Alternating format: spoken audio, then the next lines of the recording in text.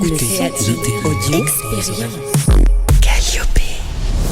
You are listening to podcasts from the Mediterranean New Chance Network. We have given the floor to actors of professional integration in the Mediterranean region. They will be sharing their best practices with you. We are today with Emanuela Chiang and Salvatore Guida from VIS to talk about the way VIS supports partner schools in Palestinian territories and Egypt to promote youth access to employment. Emanuela, Salvatore, can I let you introduce yourself and your organization? Yes, my name is Emanuela Chiang, and I work for the Italian NGO VIS from the headquarters of Rome in Italy as desk officer for the Middle East. VIS is engaged in international cooperation, particularly in the field of education, and we work supporting partner schools with whom we implement projects of development. Salvatore? My name is Salvatore Guida, and I work for the Italian NGO VIS as well as project manager, and I live in Bethlehem in the Palestinian territories, and I'm the responsible for the economic development sector and Tibet. Can you explain what kind of support this brings to the partner schools to facilitate the job insertion of young people? Yeah, the objective of this is to facilitate the job insertion of young people who completed the technical or vocational trainings courses in our partner schools. To do so, this helps the schools introducing the so-called job service office or career service office into the schools. The aim of the office is to create a link, a bridge between the school and the labor market. That means between the job supply and demand. In general, this supports the schools in opening the job service office through the presence of our expatriate staff in the field, like Salvatore, for example, helping them with the initial investments in terms of human and material resources. But the most important support is technical. We engage ourselves in training the officers, in the startup of the activities, in the setup of methodologies and tools, and also in exchanging good practices with other similar offices in other countries, for example. Salvatore, can you give us one specific example of support that VIS brings on the ground and explain how that this changed the work of the partner school? Well, one good example is the work about the market assessment that we carry on usually with the job service office in the schools where that are our partners. This task is carried out on and updated periodically, and that includes the analysis of the needs expressed by the local enterprises in terms of skills required to the young people who finish the school and want to join the labor market. Of course, the objective of the market study is reorientate, renew, and update the school curricula, so to make them closer to the market needs, to give more opportunities to the students to find the position most suitable for their skills.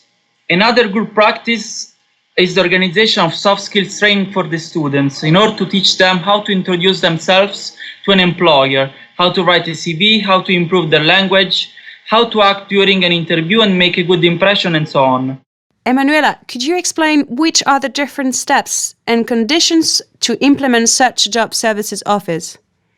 Yeah, at the moment in the Middle East, we are working with two job service offices, one in Bethlehem and one in Cairo.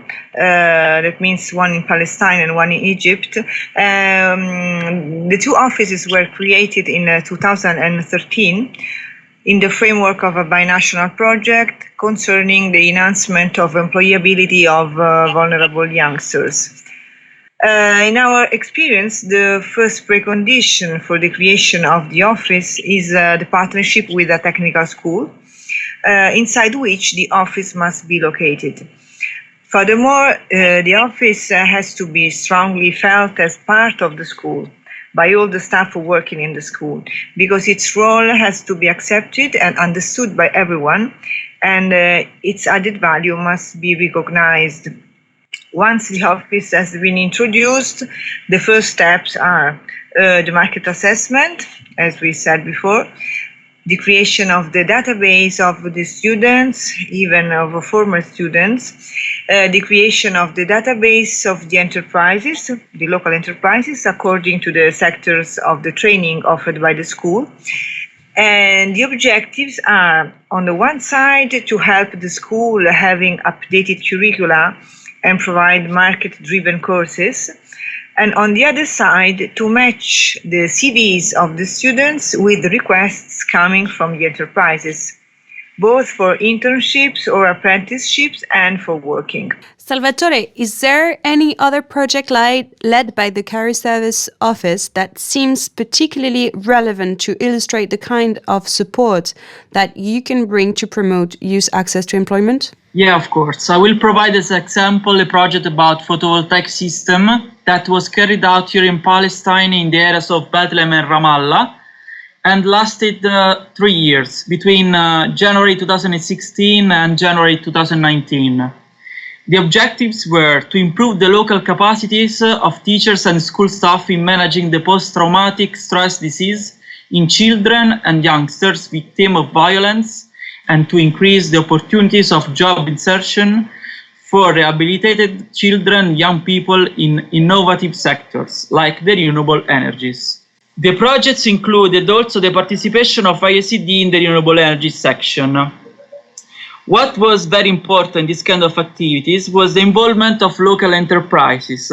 They participate since the beginning with suggestions for the definition of the curricula, the training of the job, the students, the internship and programs. On an interesting note, IECD has been implementing similar career services, first in Lebanon, with its Lebanese partner Semeurs d'Avenir, who is also a member of the Mediterranean Youth Chance Network, and then in Egypt. You joined the Mediterranean Youth Chance Network last February.